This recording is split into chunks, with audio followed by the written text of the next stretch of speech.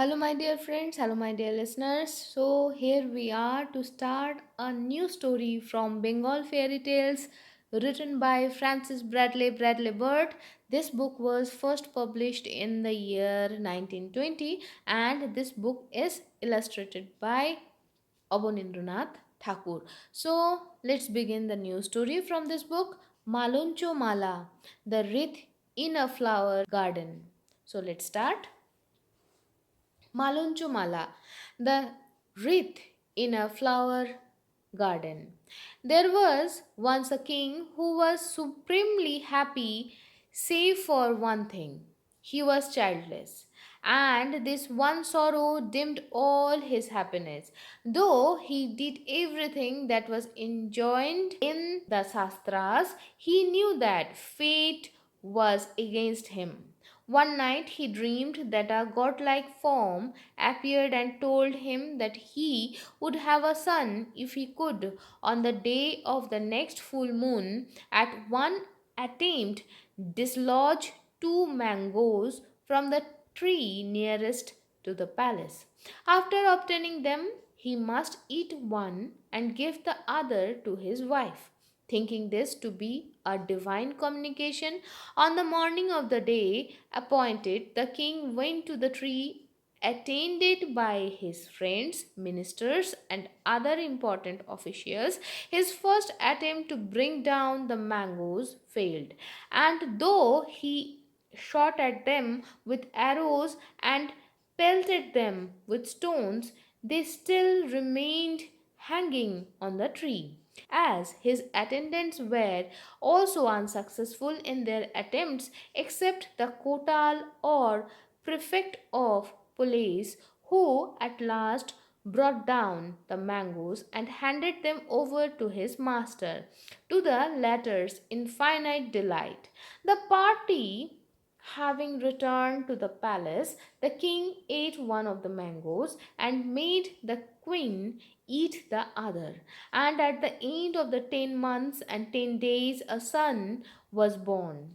There were great rejoicings, 1,000 drums and as many trumpets rent the air, and presents and alms were given to all without distinction. 6 days passed in this way, and on the evening of the sixth day, the Sitara Puja was performed, after which the whole palace anxiously waited for the advent of the god Vidhata Purush at midnight to write the child's fortune on his forehead. The god came in due time, and when after fulfilling his mission he was leaving the room, he touched with his feet the gardener's wife, who had come with the flowers required for the puja, and who after long waiting had fallen asleep at the door of the room. Suddenly aroused out of her sleep, she seized the feet of the god and threatened to detain him until he told her what he had written on the child's forehead. After much altercation, the god was compelled to reveal the secret, the most important part of which was that the newborn prince was to live only for 12 days. The sad communication was next morning made known to the king, the queen, and all the inmates of the palace, and loud cries of lamentation filled the house. The king consulted astrologers, and they advised him to make an appeal to the gods for the prolongation of his son's life. The advice was followed, and the gods, moved by his prayers, sent after a long consultation one of themselves in the form of a Brahmin to tell him that they had reversed the decree of Bidhata Purush, and that the prince would live a long life provided he was at once married to a girl 12 years old. Delighted at this communication, the king without delay sent men to look for a princess of that age, for he would not marry his son to one of lower rank.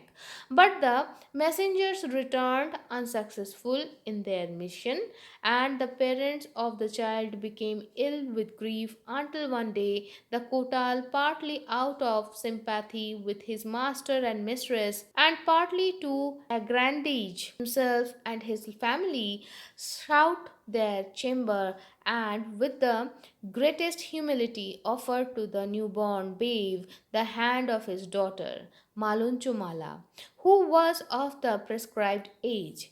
The couple, in their dire distress, could not but accept the proposal. The Kotal, however, on reaching home, was roundly abused by his wife, whom he had not consulted in the matter. On being informed of her husband's intention, she cried out in anger, "What shall I consent to my daughter's marriage with a babe who is to live only for 12 days? Who are you are determined to ruin my daughter, my dear daughter, who has never had much happiness in her life as it is. She lay on the bed of illness continually for 3 years, and this has greatly weakened her. And now to join her fortune with that of one who is to live for only 4 or 5 days more is to doom her to perpetual widowhood. Go, tell your king that I will never consent to your proposal." Then, turning to her daughter, she said, "Come, Malunchamala, let us leave a country where such unhappiness awaits you." But Malunchamala replied, "Mother, the match is too flattering to be rejected. It is known that the touch of a rough diamond cuts the hand, but still people grasp it with avidity. There is a precious gem within my hold, and if I can possess it, even for a short time, I shall feel myself highly blessed.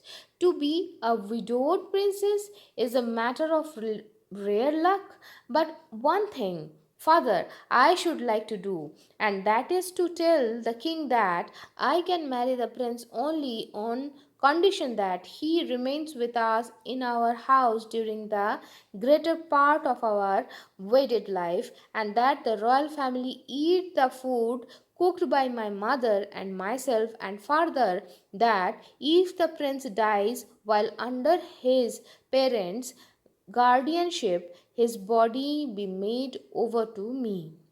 The Kotal arrived at the court and laid the conditions before the king.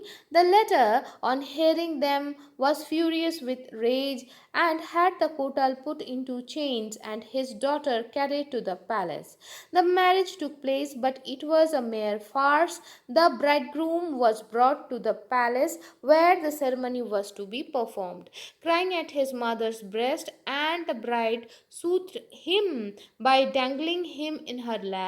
The rite was hurried through by the priest, and the bride carried her husband into the bridal chamber. Even the elements seemed angry at this mock marriage.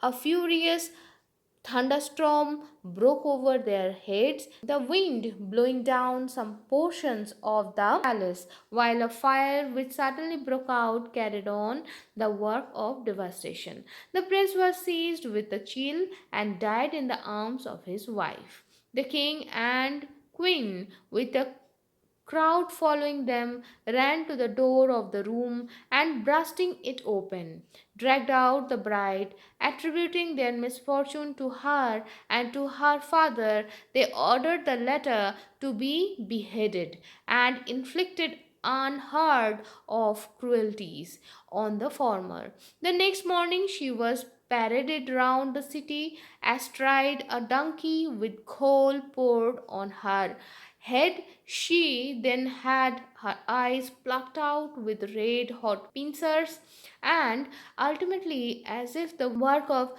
vengeance still remained incomplete, she was cast upon the pyre erected for her husband's funeral.